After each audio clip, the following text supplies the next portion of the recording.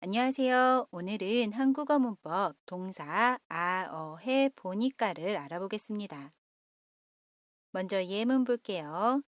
오늘 배울 문법이고요. 발음 신경 쓰면서 한번 들어보세요.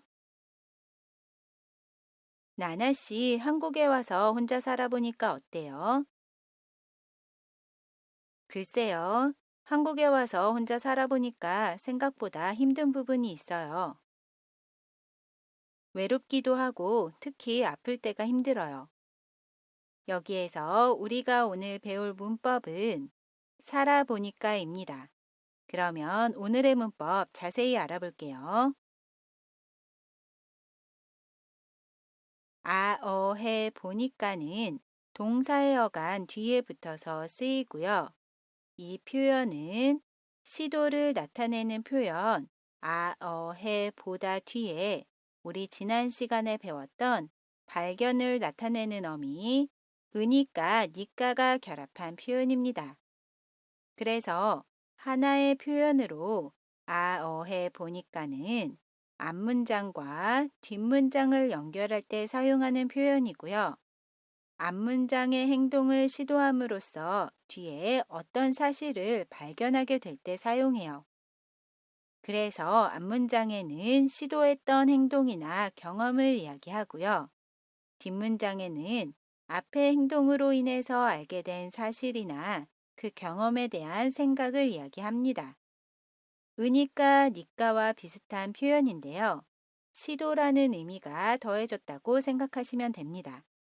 우리 예문 보면서 자세히 알아볼게요. 나나 씨가 이야기합니다.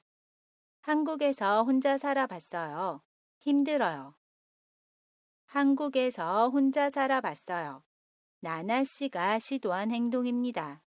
그랬더니 힘들어요. 힘들다는 사실을 알았어요. 이 두 문장을 보니까를 사용해서 한 문장으로 이야기할 수 있습니다. 그러면 한국에서 혼자 살아보니까 힘들어요. 라고 이야기할 수 있습니다. 여기에서 살아보니까는 동사 살다 뒤에 보니까가 결합한 표현이고요. 한국에서 혼자 살아보니까 시도한 행동이고요. 힘들어요. 알게 된 사실입니다. 이렇게 어떠한 행동을 시도한 후에 알게 된 사실을 이야기할 때 동사 뒤에 보니까를 사용해서 이야기할 수 있습니다. 따라해 보세요. 한국에서 혼자 살아보니까 힘들어요. 다음 예문 볼게요. 나나 씨가 이야기합니다. 김치를 먹어봤어요. 맛있었어요. 김치를 먹어봤어요. 나나 씨가 시도한 행동입니다. 그랬더니 맛있었어요. 맛있다는 사실을 알았어요. 이 두 문장을 보니까를 사용해서 한 문장으로 이야기할 수 있습니다. 그러면 김치를 먹어보니까 맛있었어요. 라고 이야기할 수 있어요. 여기에서 먹어보니까는 동사 먹다 뒤에 보니까가 결합한 표현이고요. 김치를 먹어보니까 시도한 행동이고요. 맛있었어요. 그 경험을 통해 알게 된 사실을 이야기하고 있습니다. 이렇게 어떠한 행동을 시도한 후에 알게 된 사실을 이야기할 때 동사 뒤에 보니까를 사용해서 이야기할 수 있습니다. 따라해 보세요. 김치를 먹어보니까 맛있었어요. 우리 이번에는 결합 정보 알아볼게요. 동사 어간의 모음이 아나 오면 뒤에 보니까를 사용합니다. 예를 들어 동사 안따를 보면 먼저 다를 지웁니다. 그러면 다 앞에 있는 글자의 모음이 아이지요. 그러면 그 뒤에 보니까를 사용해요. 그래서 앉아 보니까 라고 이야기합니다. 동사 오다도 볼게요. 먼저 다를 지웁니다. 그러면 다 앞에 있는 글자의 모음이 오이지요. 그러면 그 뒤에 보니까를 사용해요. 그래서 와 보니까 라고 이야기합니다. 반대로 동사 어간의 모음이 아나 오가 아닌 나머지 모음이면 보니까를 사용해요. 예를 들어 동사 먹다를 보면 먼저 다를 지웁니다. 그러면 다 앞에 있는 글자의 모음이 어이지요. 그러면 그 뒤에 보니까를 사용해요. 그래서 먹어보니까 라고 이야기합니다. 동사 만들다도 볼게요. 먼저 다를 지웁니다. 그러면 다 앞에 있는 글자의 모음이 으이지요. 그러면 그 뒤에 보니까를 사용해요. 그러면 만들어 보니까 라고 이야기합니다. 마지막으로 하다로 끝나는 동사의 경우에는 하다 대신에 해 보니까를 사용합니다. 여기에서 해 보니까는 동사 하다에 여 보니까가 결합한 표현입니다. 그래서 동사 공부하다를 보면 하다로 끝나지요. 그러면 하다를 지우고 그 뒤에 해 보니까를 사용해요. 그래서 공부해 보니까 라고 이야기합니다. 동사 운동하다도 볼게요. 이 동사도 하다로 끝나지요. 그러면 하다를 지우고 그 뒤에 해 보니까를 사용해요.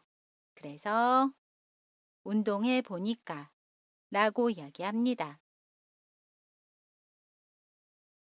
정리를 해보면 동사 기본형에서 다 앞에 있는 글자의 모음이 아나 오면 뒤에 보니까를 사용해요. 그래서 앉다는 앉아보니까 라고 이야기합니다. 반대로 다 앞에 있는 글자의 모음이 아나 오가 아닌 나머지 모음이면 뒤에 보니까를 사용해요. 그래서 먹다는 먹어보니까 라고 이야기합니다. 마지막으로 하다로 끝나는 동사의 경우에는 하다를 지우고 그 뒤에 해 보니까를 사용해요. 그래서 공부하다는 공부해 보니까 라고 이야기합니다. 우리 연습해 볼게요. 한국어를 배우다 생각보다 재미있어요. 어떻게 이야기할 수 있죠? 한국어를 배워보니까 생각보다 재미있어요. 배워보니까는 동사 배우다 뒤에 보니까가 결합한 표현입니다. 따라해 보세요. 한국어를 배워보니까 생각보다 재미있어요.